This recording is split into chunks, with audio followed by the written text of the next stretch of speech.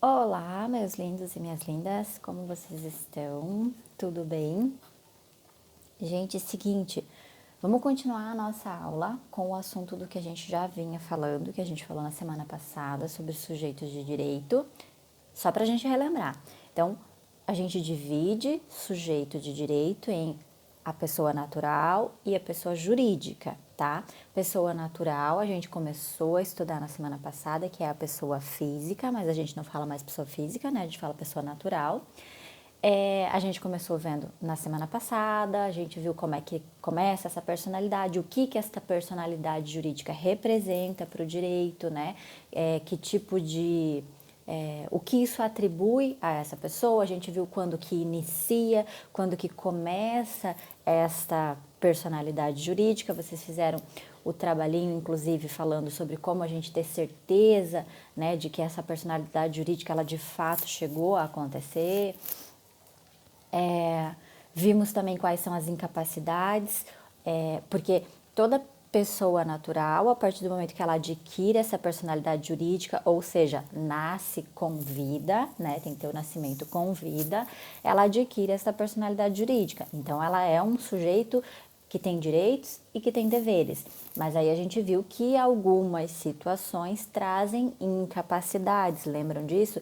Incapacidade absoluta, menores de 16 anos. Incapacidade relativa entre 16 e 18, ébrios eventuais, viciados, pródigos. A gente viu as situações que fazem com que a pessoa tenha a sua capacidade para a vida civil um pouco reduzida, tá? Pode ser em definitivo, como pode ser por um momento transitório. A gente viu todos esses exemplos.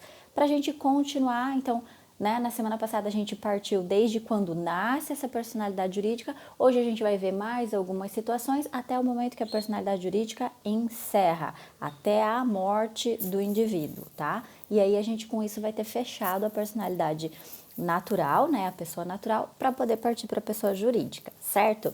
Então vamos lá. Primeiro assunto que está aqui no nosso material é emancipação. Você já ouviu falar de emancipação? Você sabe o que é? Você tem ideia? Você já viveu isso com alguém próximo, alguém da sua família que precisou ser emancipado, alguma coisa assim? Então vamos lá, vou contar para vocês o que é, como que funciona, quais são os casos. Então, relembrando, entre 16 e 18 anos, a pessoa é considerada capaz plenamente? Não, né? Ela é relativamente capaz. Abaixo de 16, ela é considerada absolutamente incapaz para os atos da vida civil, né? Ela não tem capacidade para assinar um contrato, para vender, para comprar, para nada do tipo. Entre 16 e 18 tem esta capacidade relativa. O que acontece? Existem situações em que a gente precisa pegar este adolescente entre 16 e 18 anos e torná-lo plenamente capaz, como se ele tivesse mais de 18, tá? Por quê? Por alguma situação, não sei, talvez para receber uma herança, talvez ele tenha recebido uma herança e por necessidade ele precisa vender alguns bens dessa herança para se manter, para sobreviver. Enfim, vou contar para vocês quais são os casos em que a gente emancipa. Então, emancipar é o quê? É pegar este adolescente, esta adolescente entre 16 e 18 anos, que é considerado relativamente capaz, e torná-lo absolutamente capaz num ato de uma só vez, tá? A gente sabe que na vida real, na regra, como que acontece? Você tem que passar ali aqueles 2 anos, é como se fosse um estágio probatório para a vida adulta. Você fica 2 anos ali entre 16 e 18 para ver se você está apto a se tornar um adulto de 18 anos. É mais ou menos isso. Emancipar é pegar esta pessoa, pegar este adolescente e, num ato só, de uma só vez, fazê-lo plenamente capaz, fazer com que, como se ele tivesse 18 anos. O que é importante? Você já entendeu o conceito, tá? Entendeu o que acontece, que diferenças isso traz? Traz todas, porque a gente sabe que entre 16 e 18 anos tem muita coisa que o adolescente não pode fazer, porque ela tem a capacidade relativa. A partir dos 18 é vida plena, é poder fazer absolutamente tudo, é ser dono do seu nariz, desde que você tenha condições para isso, né? Então você já sabe o que que isso significa. Mas isso muda alguma coisa, professora? Que diferença faz pegar um adolescente de 16, 17 anos e emancipá-lo? Faz toda a diferença, gente, porque a gente entende a partir de agora, a partir do momento que este adolescente está emancipado, que ele tem capacidade plena para fazer qualquer coisa. Mas cuida com isso, cuida. Se você está anotando, é hora de você pôr uma vírgula e colocar aí com a tua canetinha de purpurina, aquela assim, que brilha, que é para você não se confundir com isso. A gente está falando em emancipar este cidadão, esta cidadã, para os atos da vida civil, tá? Cuida com isso. Primeiro, para a vida política, ele já estava habilitado, né? A gente sabe que a partir dos 16 anos já pode votar, né? É facultativo, mas pode votar. Então, beleza. Então, para a vida política, ele já estava habilitado com 16 anos. Por que eu tô falando para vocês tomarem muito cuidado com isso? Porque este adolescente entre 16 e 18 anos que foi emancipado, ele não está apto para, por exemplo, dirigir. Professora, por quê? Se com 16 anos já pode dirigir, se a gente emancipa o cara e diz que agora que ele pode praticar os atos da vida civil, já vou contar para vocês, ele já pode casar, ele já pode ter uma empresa, ele já pode comprar e vender, ele pode fazer qualquer coisa desse tipo, tá? Já conto para vocês. Esse cara pode votar, esse cara pode casar, pode ter uma empresa e não pode ter carteira de habilitação, por quê? Porque isto envolve o campo do direito criminal, isto envolve o campo do direito penal, porque a gente sabe que a partir do momento que você dá uma habilitação para uma pessoa, né, claro, tem o processo, ela tem, né, passar pelas provas que demonstram que ela tem conhecimento da legislação de trânsito, que ela tem habilidade de dirigir, que ela tem raciocínio, né, que tem o teste psicológico e tudo mais. Mas a partir do momento que a gente entrega a CNH para uma pessoa, a gente está dizendo, esta pessoa está habilitada a dirigir, ela está apta a pegar um carro e ela está vulnerável a qualquer momento se envolver num acidente de trânsito. Qualquer um de nós está, né? Isso pode acontecer, pode ser por negligência, por imprudência, pode acontecer, mas pode ser simplesmente porque aconteceu algo inesperado, imprevisto. Então, se a gente desse a habilitação para este emancipado que tem entre 16 e 18 anos, concorda comigo que a gente estaria dizendo que ele pode vir a se envolver numa situação criminal a qualquer momento? Sim, e a emancipação, ela traz essa carga de responsabilidade penal para esse adolescente entre 16 e 18 anos? Não, tá? Então, por favor, cuida com isso. Sempre que vocês ouvirem o termo emancipação, nós estamos falando só da esfera civil, tá? Então, um emancipado pode responder por um crime? Não pode.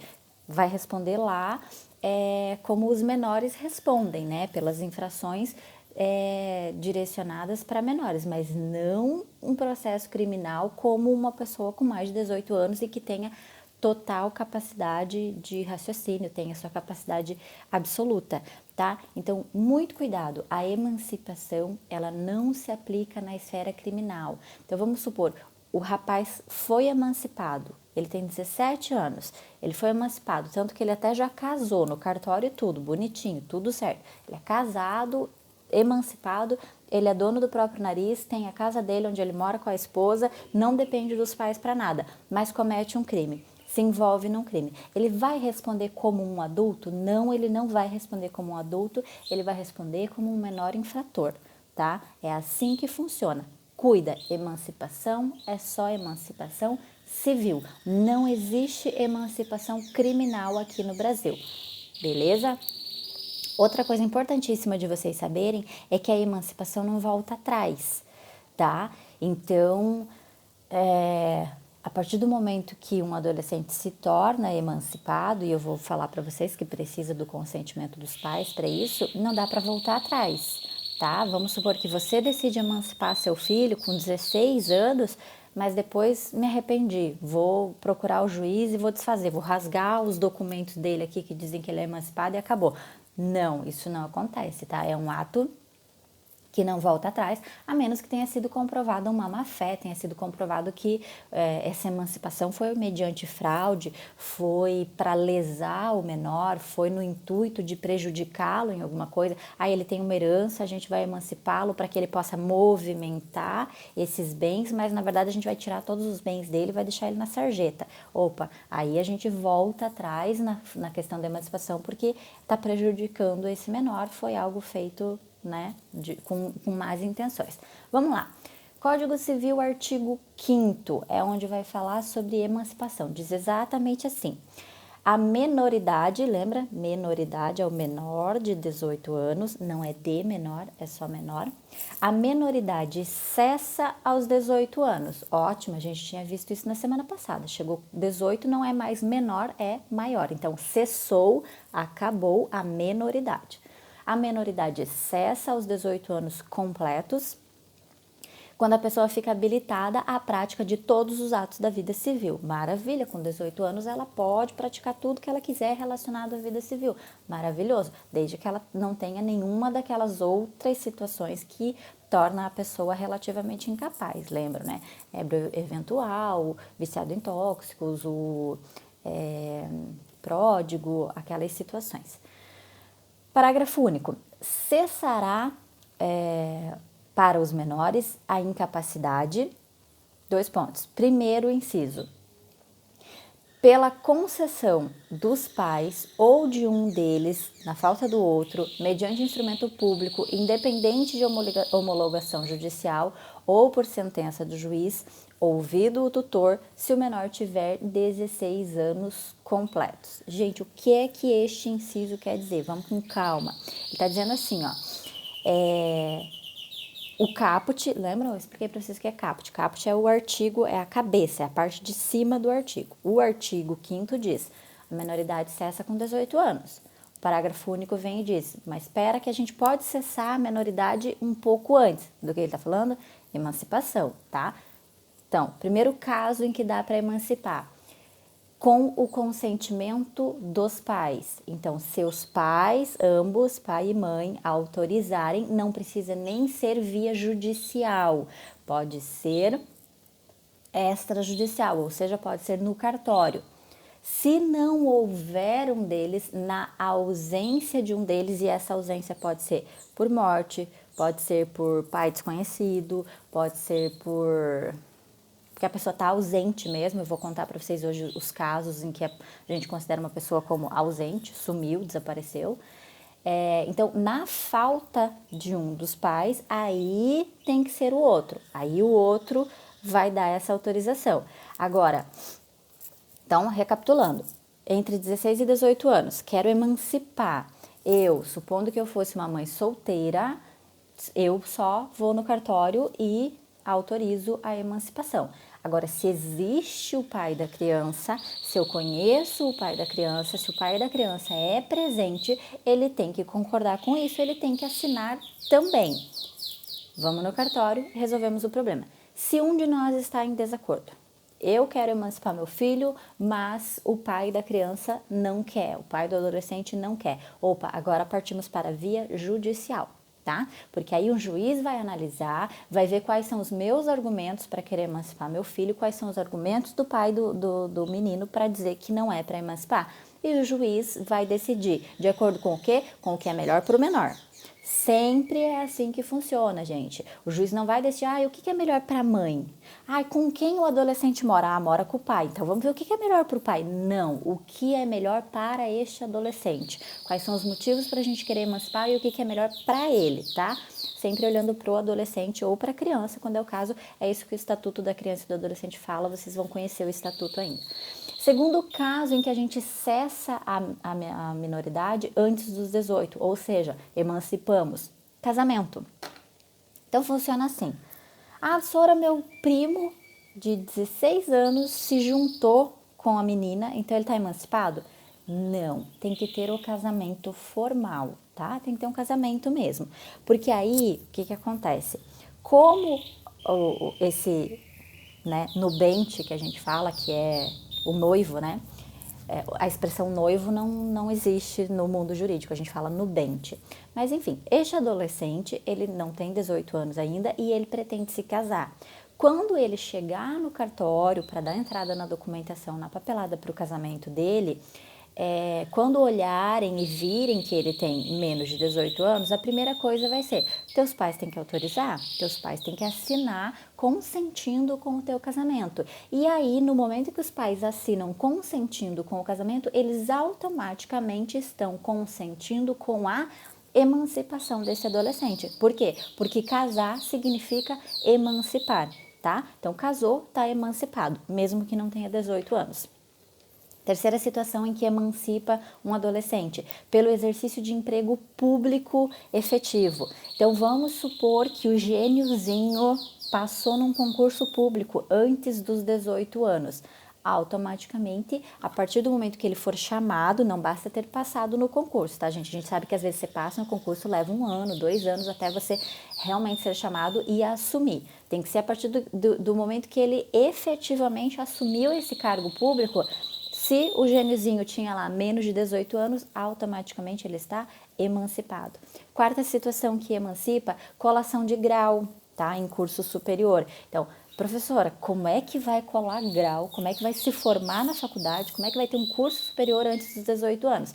A gente não vê muito isso acontecer aqui no Brasil, em que pese existirem sim exemplos, mas a gente vê muito isso acontecendo fora, nos Estados Unidos, porque aqui no Brasil a gente tem muitas restrições a Lei de Diretrizes e Bases da Educação impõe, né? Para entrar no ensino fundamental tem que ter pelo menos 5 anos, eu acho que não tenho certeza disso.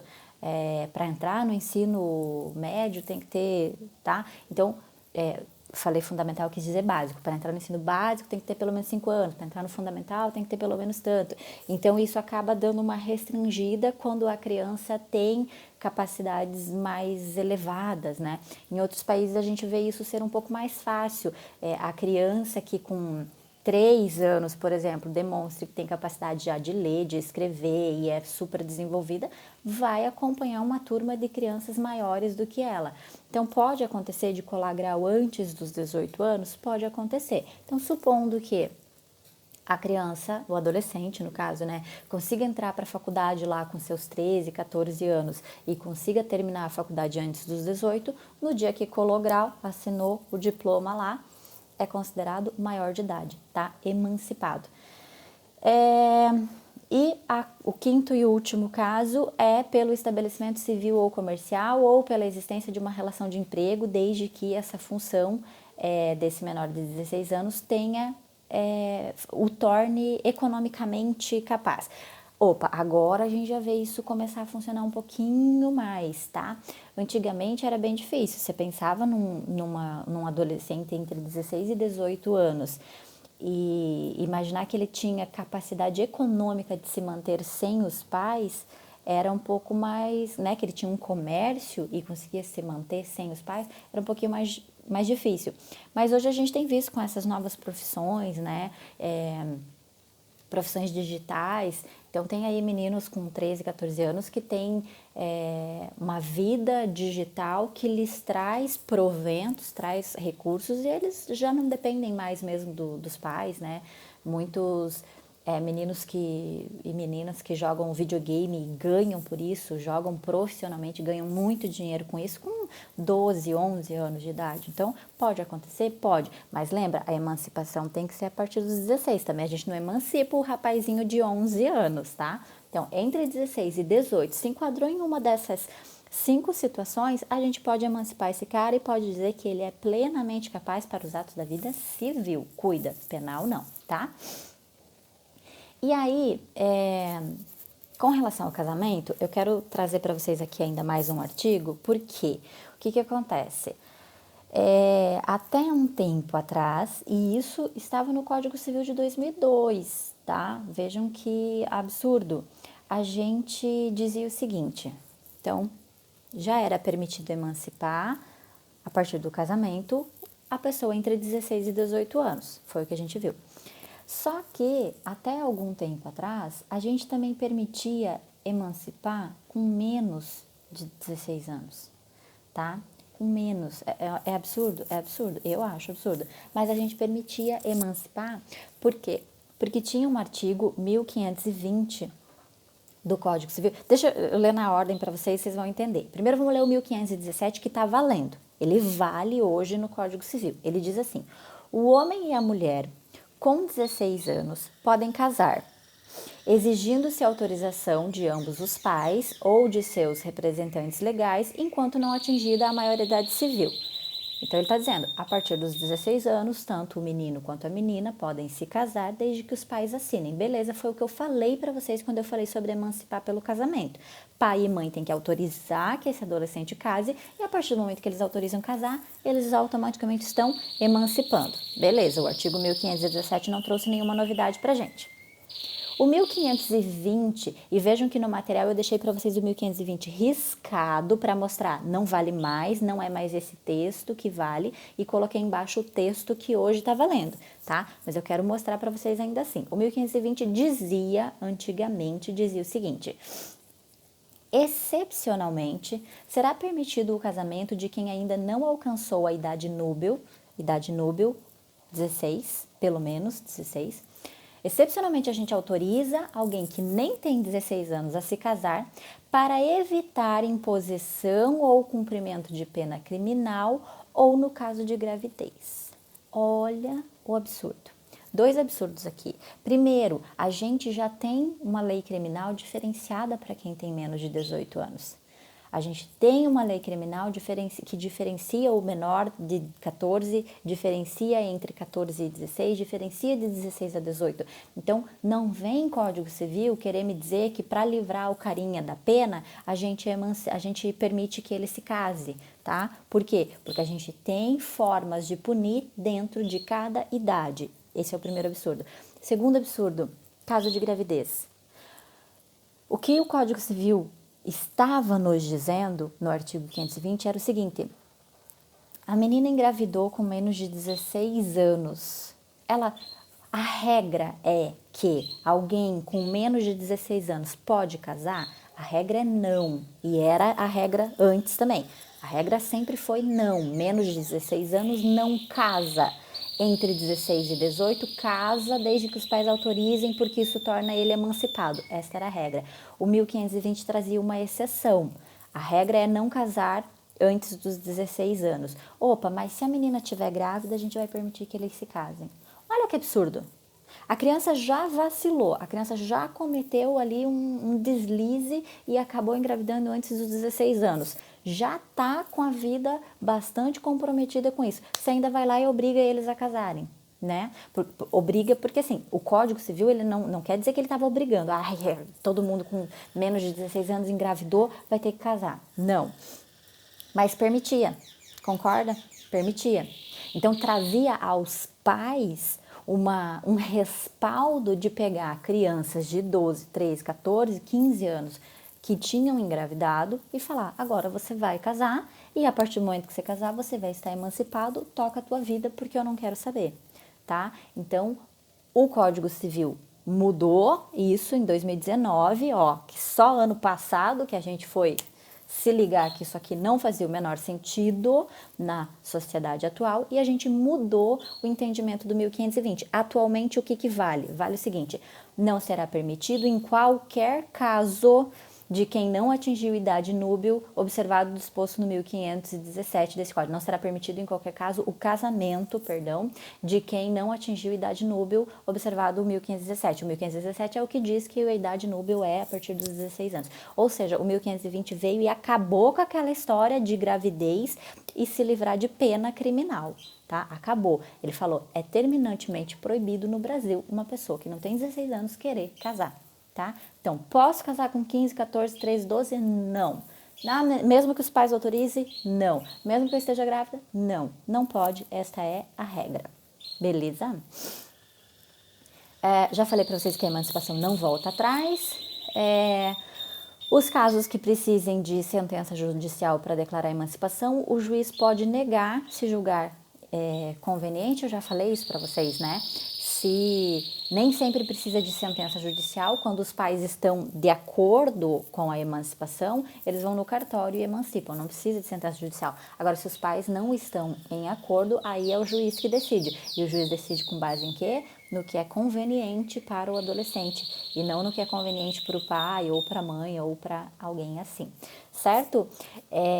Então a gente vai continuar e vamos falar de emancipação. Eu só vou fazer isso em outro vídeo para não ficar muito longo, senão aí demora demais para subir para o YouTube, tá bom? Já falamos de ausência, muito legal, ausência. Sabe o cara que sai para comprar cigarro e nunca mais volta? Vamos falar sobre ele, tá bom?